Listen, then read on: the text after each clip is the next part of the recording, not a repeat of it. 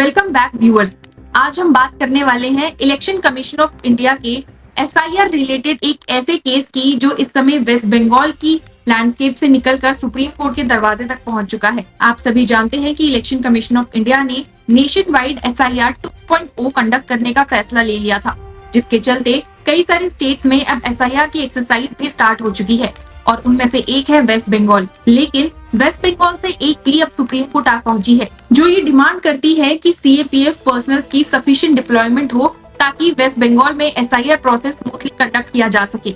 तो चलिए आगे बढ़ते हैं और जानते हैं कि आज की हियरिंग में क्या हुआ है। तो व्यूअर्स, जैसे कि आप स्क्रीन पर देख सकते हैं, ये है आज की हियरिंग का लाइव, जहां पर हम जानेंगे कि सुप्रीम कोर्ट ने वेस्ट बंगाल एसआईआर के रिलेशन में जो प्ली आई थी उस पर क्या फैसला लिया है। क्या सुप्रीम कोर्ट ने डिप्लॉयमेंट ऑफ सीएपीएफ पर्सनल्स को अलाउ किया है या नहीं। दर्शकों, आप सभी को बता दूं कि ये जो सुप्रीम कोर्ट में पिटीशन फाइल हुई है, ये फाइल की गई है सनातनी संसद ऑर्गेनाइजेशन द्वारा, जो डिमांड करती है deployment of sufficient CAPF personnel in connection with the West Bengal SIR. इस केस के जो पिटीशनर हैं, उनके advocate senior advocate VV Giri ने सबसे पहला आर्ग्यूमेंट दिया that there was a wave of violence during 2022-2023। लेकिन chief justice of India Suryakant ने इन सब एलिगेशंस और इन सारे सबमिशंस को देखते हुए स्टार्टिंग में ही ये कह दिया that all these politicians and others are coming here because they think this forum gives them visibility, tag this with the pending plea।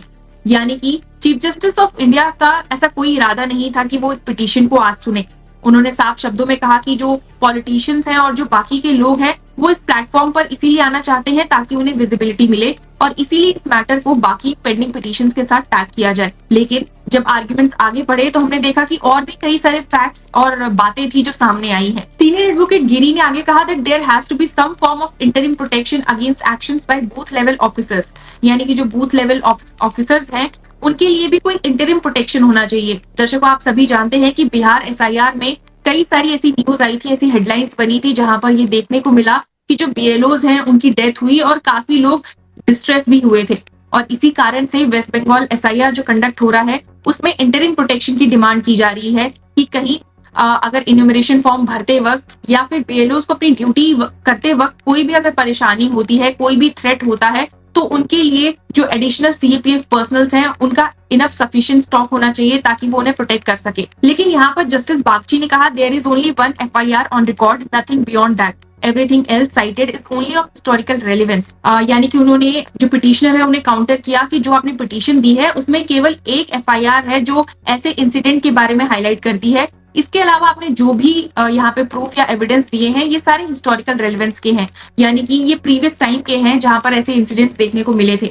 पर प्रेजेंट टाइम में सिर्फ एक एफआईआर है जो हमारे पास ऑन रिकॉर्ड है। इस पर जस्टिस बागची और चीफ जस्टिस ऑफ इंडिया के बीच में बात होती है that what they are effectively seeking is to bring the police under the control of election commission of India. तो यहाँ पर justice Bagchi chief justice of India से डिस्कस करते हैं कि ऐसा लग रहा है कि आप जो कह रहे हैं उसका मतलब ये है कि जो पुलिस है उसको इलेक्शन कमीशन ऑफ इंडिया के कंट्रोल में लाया जाए। तो यहाँ पर एडवोकेट द्विवेदी जो इलेक्शन कमीशन ऑफ इंडिया की तरफ से प्रेजेंट थे, उन्होंने कहा कि unless we take the local police on deputation nothing more can be done. तो इस पर chief justice of India Surya Kant अपना जवाब देते हैं we cannot permit anyone to take the law into their own hands. तो सुप्रीम कोर्ट क्लियरली ये बिल्कुल नहीं चाहता कि जो सिटीजन्स हैं या जो भी बाकी के अथॉरिटीज हैं वो लॉ को अपने हाथ में ले, और इसके तहत अगर जो पुलिस है उसको इलेक्शन कमीशन ऑफ इंडिया के कंट्रोल में भेजना है तो ये भी सही नहीं होगा। तो यहाँ पर जो राकेश द्विवेदी है उनका अगला आर्ग्यूमेंट ये था the officers of the electoral officer and the district electoral officer were surrounded,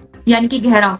तो व्यूअर्स, पहले भी ऐसी कई न्यूज आई थी जहां पर ये देखने को मिला कि जो इलेक्टोरल ऑफिसर्स हैं और जो डिस्ट्रिक्ट इलेक्टोरल ऑफिसर है वहां पर लोगों का घेराव हो गया था, वहां पे लोग पहुंच गए थे और उन्होंने ऑफिसर्स को चारों तरफ से घेर लिया था, जिसकी वजह से काफी ज्यादा क्योस देखने को मिला था। तो इस पर जस्टिस बागची ने एक रिप्लाई दिया कि senior advocate Shankar Narayanan had submitted that there is immense pressure on the BLOs even their offices being gheraoed and so on. तो यहाँ पे जस्टिस बागची ने भी इस बात को नोट किया और उन्होंने एक इंस्टांस हियरिंग के बीच से ही सीनियर एडवोकेट गोपाल शंकर नारायणन का मेंशन किया। इस पॉइंट पर राकेश द्विवेदी ने बोला कि at every polling booth there is BLO, BLA and a volunteer in place. तो जस्टिस बागची का कहना है कि ये सिर्फ एक डेस्क जॉब नहीं है, they have to go door to door, उन्हें डोर टू डोर जाना पड़ेगा इस पूरी एक्सरसाइज को कंडक्ट करने के लिए और एक एक हाउस को वेरीफाई करना पड़ेगा। We are not concern with the political narrative. उन्होंने ये भी पॉइंट क्लियर किया कि सुप्रीम कोर्ट पॉलिटिकल नैरेटिव से बिल्कुल भी एग्री नहीं करता है या उनके पक्ष में बिल्कुल भी नहीं है। तो यहाँ पर राकेश द्विवेदी ने फर्दर बोला कि political parties are interfering and exerting pressure on them. तो clearly Election commission of India का कहना था कि जो पॉलिटिकल प्रेशर है वो बीएलओज पे काफी ज्यादा देखने को मिल रहा है, जिसकी वजह से वो डिस्ट्रेस हो रहे हैं, जिसकी वजह से उन्हें थ्रेटन किया जा रहा है और वो प्रेशराइज फील कर रहे हैं। दर्शकों, इस पूरे केस में ट्विस्ट तब आया जब जस्टिस बागची ने, जो पिटिशनर है सनातनी संसंग, उन्हें कहा कि first approach the state and seek additional forces, if they are not provided you may then come back here. तो उन्होंने सबसे पहला रिलीफ यही दिया कि पहले आप एक बार अपने स्टेट के पास जाइए, उनसे आप एडिशनल फोर्स की डिमांड कीजिए। अगर वो आपकी डिमांड पूरी नहीं करते हैं या आपको कोई रिलीफ नहीं देते हैं तो आप सुप्रीम कोर्ट वापस आ सकते हैं। We only have one FIR placed before us, can it really be said that this is a situation unique to West Bengal? We understand your concerns but we must also consider whether this is just your narrative. तो उन्होंने बोला कि हमारे पास अभी on record सिर्फ एक FIR है, तो हम ये कंक्लूजन नहीं बना सकते हैं कि जो आपकी सिचुएशन है वो बाकी स्टेट्स की तरह है जहां पर बीएलओस को इस लेवल का थ्रेटन या डिस्ट्रेस फेस करना पड़ रहा है।